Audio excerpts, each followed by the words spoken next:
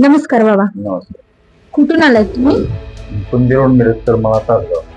नाव काय तुमचं? सावंता केदारी मिरजकर. बरं.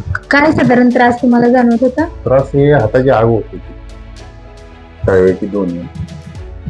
त्याच्यावर औषध घेतले, थोडे दिवस कमी झालं.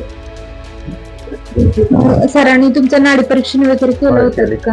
बरोबर. मग इथं काही पथ्य वगैरे तुम्हाला दिलेली? प्रत्येक सांगितलेली हा, ती तुम्ही व्यवस्थित कंटिन्यू केलीत का? व्यवस्थित केले.